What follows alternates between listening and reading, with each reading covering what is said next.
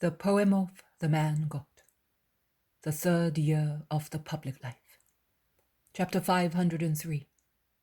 The Parable of the Unscrupulous Judge. 27th of September, 1946. Jesus is once again in Jerusalem. A windy, dull Jerusalem in winter. Marciam is still with Jesus, and Isaac also is there. They are speaking while going to the temple. Joseph and Nicodemus are with the 12, speaking to the zealot and Thomas more than to the others. They then part, and when passing before Jesus, they greet him without stopping. They do not want to enhance their friendship with the Master. It is dangerous, hisses the Iscariot in Andrew's ear. I think they do that with an honest thought, not out of cowardice, replies Andrew, defending them. After all, they are not disciples, so they can do that. They have never been disciples, says the zealot. No, I thought.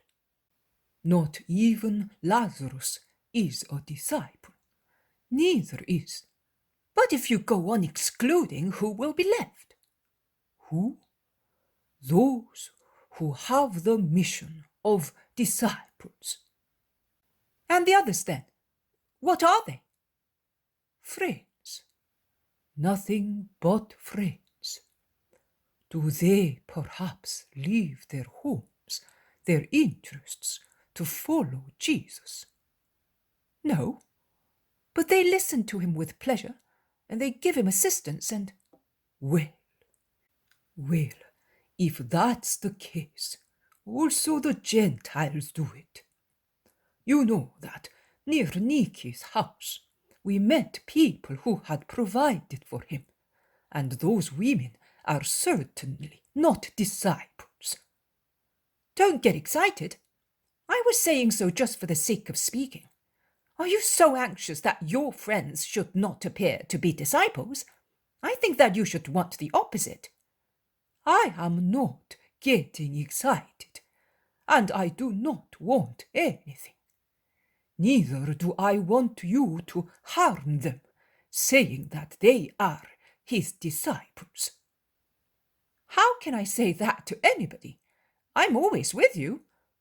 Simon Zealot casts such a severe glance at him that Judas's giggle dies on his lips, and he deems it wise to change subject by asking, What were they wanting today, to speak to you thus? They found a house for Dike, near the market gardens, near the gate. Joseph knew the owner, and he was aware that he would sell if he got a good price. We will let Nike know. How anxious she is to throw away money. It is her money, and she can do what she likes with it. She wants to be near the Master. She thus complies with the will of her husband and with her own heart. Only my mother is far away, exclaims James of Alphaeus with a sigh. And mine, says the other James. But not for long. Did you hear what Jesus said to Isaac, John, and Matthias?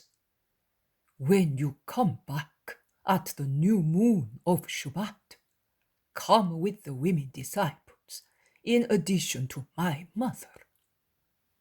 I do not know why he does not want Marciam to come back with them. He said to him, You will come when I send for you. Perhaps because he does not want Porphyria to be left without help. If no one goes out fishing, they have no food up there. Since we do not go, Marciam has to go. A fig tree, a beehive, a few olive trees, and 2 sheep are not enough to keep a woman, to dress her and feed her, remarks Andrew. Jesus, leaning against the enclosure wall of the temple, watches them coming. Peter, Marciam, and Judas of Alphaeus are with him. Some poor people get up from the slab placed on the road going towards the temple. the one coming from Zion towards Moriah, not that coming from Ophel to the temple. And they go moaning towards Jesus, begging for alms. None of them ask to be cured. Jesus tells Judas to give them some coins. He then goes into the temple. There are not many people. After the large multitudes at festivals, there are no more pilgrims. Only those who are compelled to come to Jerusalem on matters of grave interest, or those who live in the town, go up to the temple. Thus the courts and porches, although not deserted, are much less crowded, and they look larger and more sacred, as they are not so noisy. Also, money changers and vendors of doves and other animals are less numerous. And the leaning against the walls on the sunny side, although the sun is so faint that it pierces its way through the grey clouds with difficulty.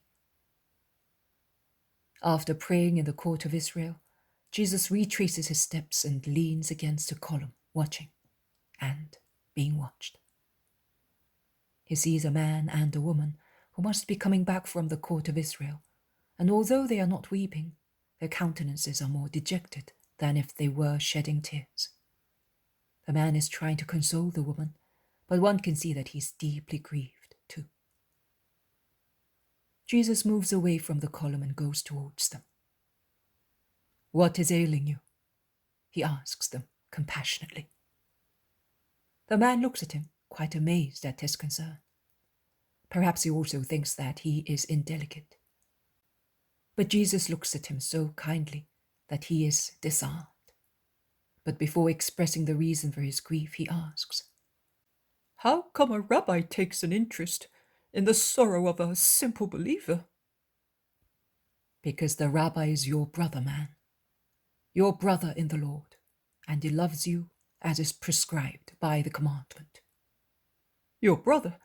I am a poor tiller of the Sharon plain near Dora. You are a rabbi." "Rabbis have sorrows like everybody else. I know what sorrow is like, and I would like to comfort you." The woman lifts her veil a little to look at Jesus, and she whispers to her husband, "Tell him he may be able to help us." "Rabbi, we had a daughter." "We have a daughter. We still have her. We married her with decorum to a young man, recommended to us as a good husband by a common friend. They have been married 6 years and have had 2 children, 2 only, because later their love passed off, so much so that her husband now wants to divorce her. Our daughter weeps and is wasting away with grief. That is why we said that we still have her. She will die broken-hearted before long. We have tried everything to persuade her husband, and we have prayed the Most High so much, but neither of them has listened to us. We came here on pilgrimage just for that, and we have been here for a full month. We have come to the temple every day, I to my place, my wife to hers. This morning a servant of my daughter brought us the news that her husband was gone to Caesarea to send her a writ of divorce from there, and that is the answer that our prayers have received."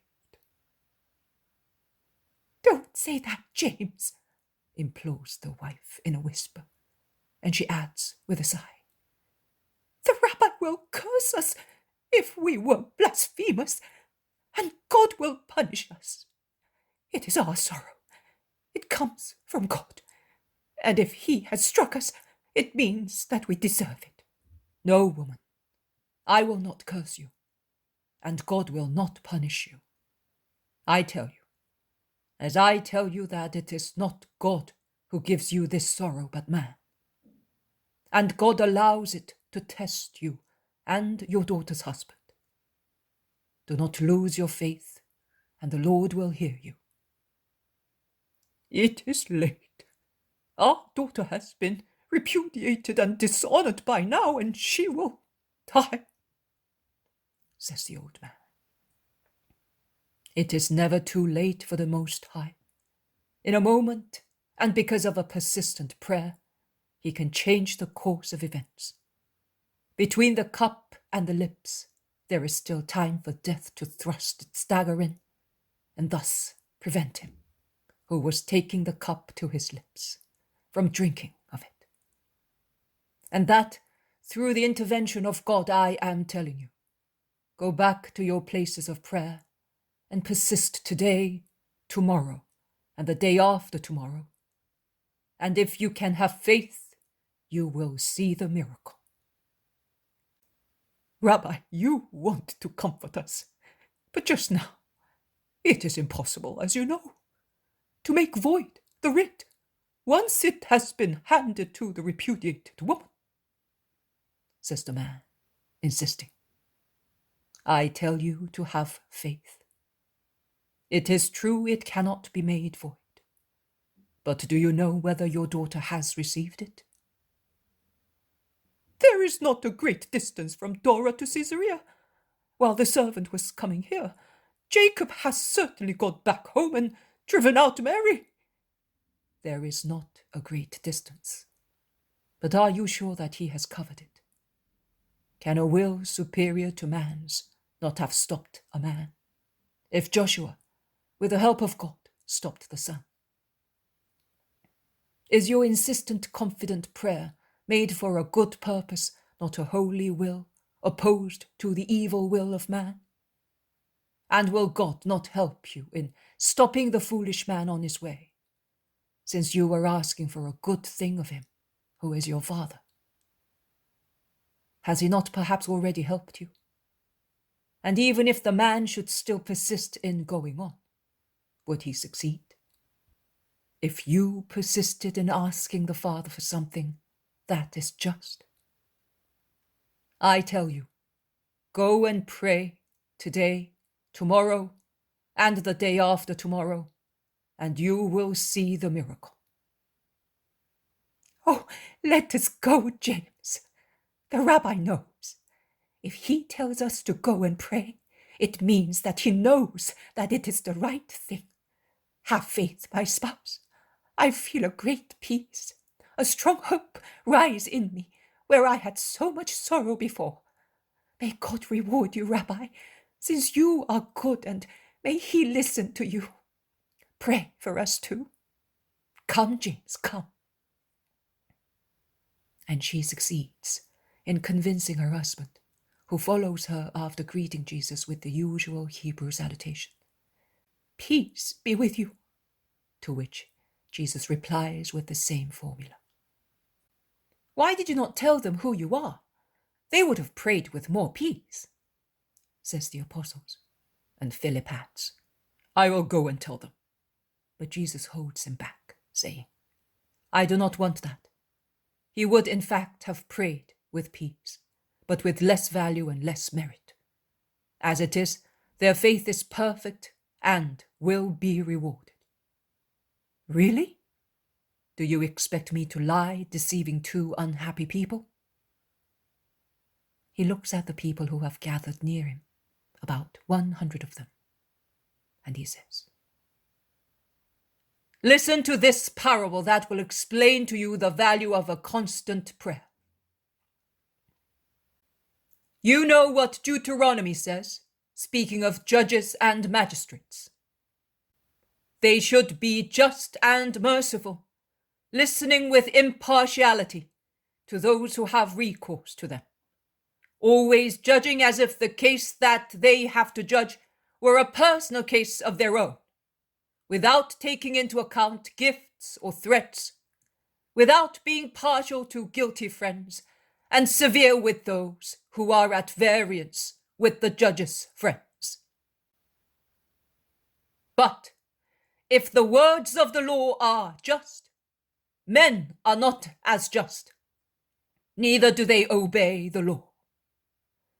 Thus we see that human justice is often imperfect, because rare are the judges who know how to keep free from corruption, and are merciful and patient, both with the rich and the poor, with widows and orphans, as with those who are not so. In a town there was a judge who was very unworthy of his office, that he had obtained through powerful relatives. He was most unfair in judging, as he was always inclined to say that the rich and mighty ones, or those recommended by rich and powerful people, or those who bribed him with rich gifts, were right. He did not fear God, and he derided the complaints of poor and weak people, because they were lonely and without strong supporters. When he did not want to listen to a man who had such evident reasons to prevail over some rich person that he could in no way decide against him, he had him driven away from his presence, threatening to put him in prison. And most people suffered his violence, withdrawing as if they had been defeated, and resigned to defeat even before the case was debated. But in that town there was also a widow with many children, and she was entitled to receive a large sum of money from a mighty man for works done by her dead husband for the rich man. Urged by need and motherly love, she had tried to obtain from the rich man the sum of money which would enable her to feed her children and clothe them in the oncoming winter. But when all her requests and entreaties to the rich man became vain, she applied to the judge. The judge was a friend of the rich man, who had said to him, "If you admit that I am right, 1/3 of the amount will be yours." So he turned a deaf ear to the words of the widow, who begged him, saying, "Do me justice against my opponent. You know that I am in need. Everybody can tell you that I am entitled to that amount." He did not listen to her, and had her expelled by his assistants. But the woman went back once, twice, 10 times, in the morning, at the 6th, at the 9th hour, in the evening, without ever tiring. And she would follow him in the streets, shouting, "Do me justice. My children are hungry and cold, and I have no money to buy bread and clothes for them." She waited for him at the door of his house when he went home to sit at the table with his children. And the cries of the widow, "Do me justice against my opponent, because my children and I are cold and hungry," could be heard even inside the house, in the dining room, in the bedroom, during the night, as insistent as the cry of a hoopoe. "Do me justice, if you do not want God to strike you. Do me justice. Remember that widows and orphans are sacred to God, and woe to those who oppress them. Do me justice if you do not want to suffer one day what we are suffering now. The cold, the hunger we are suffering. You will find them in the next life if you do not do me justice. You mean man." The judge feared neither God nor his neighbor, but he was tired of being continuously molested, of seeing that he had become the laughingstock of the whole town, because of the widow's persecution, and that many people blamed him. So one day he said to himself, "Although I do not fear God, or the threats of the widow, or the opinion of the people, yet, to put an end to so much trouble, I will listen to the widow and do her justice by compelling the rich man to pay, providing she stops persecuting me and gets out of my way." And he sent for the rich friend and said to him, "My friend, it is impossible for me to satisfy you. Do your duty and pay, because I cannot put up any more with being molested because of you. That is my decision." And the rich man had to pay the sum according to justice.